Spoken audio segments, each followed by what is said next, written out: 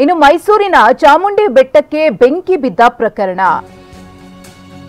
ಮೈಸೂರಿನ ಚಾಮುಂಡಿ ಬೆಟ್ಟದಲ್ಲೂ ಕೂಡ ಬೆಂಕಿ ಅವಘಡ ಸಂಭವಿಸಿತ್ತು. ಬೆಂಕಿಯಲ್ಲಿ ಚಿರತೆ ಮತ್ತು ಮರಿಗಳು ಗ್ರೇಟ್ ಎಸ್ಕೇಪ್ ಆಗಿವೆ. ಬೆಂಕಿಯ ಕೆನ್ನಾಲಿಗೆಯಿಂದ ಚಿರತೆ ಮರಿಗಳು ಪಾರಾಗಿವೆ. 2 ಚಿರತೆ ಹಾಗೂ 2 ಚಿರತೆ ಮರಿಗಳು ಗ್ರೇಟ್ ಎಸ್ಕೇಪ್. ಅರಣ್ಯ ಇಲಾಖೆ ಅಧಿಕಾರಿಗಳ ಕ್ಯಾಮೆರಾದಲ್ಲಿ ದೃಶ್ಯ ಸೆರೆಯಾಗಿದೆ. ಬೆಂಕಿ ಬಿದ್ದ ಸ್ಥಳದಿಂದ ಮತ್ತೊಂದು ಸ್ಥಳಕ್ಕೆ ಚಿರತೆಗಳು ಪರಾರಿಯಾಗಿವೆ.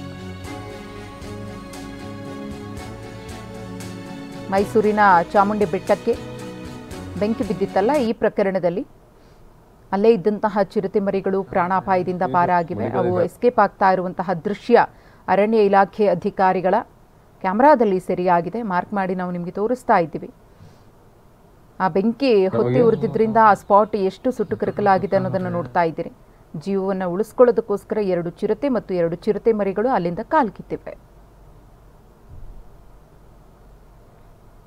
ಸಂತೋಷಕರ ವಿಚಾರ ಏನು ಅಂತಂದರೆ, ಬೆಳಗ್ಗೆ ನಮ್ಮ ಸಿಬ್ಬಂದಿಗಳು ಇದನ್ನ ಏನು ರೆಸಿಡ್ಯೂಯಲ್ ಫೈರ್ನ ಮಾನಿಟರ್ ಮಾಡೋಕ್ಕೆ ಹೋದಾಗ ದೇವಿಕೆರೆ ಹಿಂಭಾಗದಲ್ಲಿ 2 ದೊಡ್ಡ ಚಿರತೆಗಳು ಮತ್ತು 2 ಮರಿಗಳೊಟ್ಟಿಗೆ ಅಲ್ಲಿ ಮೂವ್ಮೆಂಟ್ ಆಗ್ತಾ ಇರೋದನ್ನು ಕೂಡ ವಿಡಿಯೋ ರೆಕಾರ್ಡ್ ಮಾಡಿದ್ದಾರೆ. ಸೊ ಹಾಗಾಗಿ ಯಾವುದೇ ವನ್ಯಪ್ರಾಣಿಗಳಿಗೆ ಹಾನಿಯಾಗಿರ್ತಕ್ಕಂಥದ್ದು ಮೇಲ್ನೋಟಕ್ಕೆ ಎಲ್ಲೂ ಕಂಡು ಬಂದಿಲ್ಲ. ಸಂತೋಷಕರ ವಿಚಾರ ಏನು ಅಂತಂದರೆ, ಬೆಳಗ್ಗೆ ನಮ್ಮ ಸಿಬ್ಬಂದಿಗಳು ಇದನ್ನ ಏನು ರೆಸಿಡ್ಯೂಯಲ್ ಫೈರ್ನ ಮಾನಿಟರ್ ಮಾಡೋಕ್ಕೆ ಹೋದಾಗ ದೇವಿಕೆರೆ ಹಿಂಭಾಗದಲ್ಲಿ 2 ದೊಡ್ಡ ಚಿರತೆಗಳು ಮತ್ತು 2 ಮರಿಗಳೊಟ್ಟಿಗೆ ಅಲ್ಲಿ ಮೂವ್ಮೆಂಟ್ ಆಗ್ತಾ ಇರೋದನ್ನು ಕೂಡ ವಿಡಿಯೋ ರೆಕಾರ್ಡ್ ಮಾಡಿದ್ದಾರೆ. ಸೊ ಹಾಗಾಗಿ ಯಾವುದೇ ವನ್ಯಪ್ರಾಣಿಗಳಿಗೆ ಹಾನಿಯಾಗಿರ್ತಕ್ಕಂಥದ್ದು ಮೇಲ್ನೋಟಕ್ಕೆ ಎಲ್ಲೂ ಕಂಡು ಬಂದಿಲ್ಲ.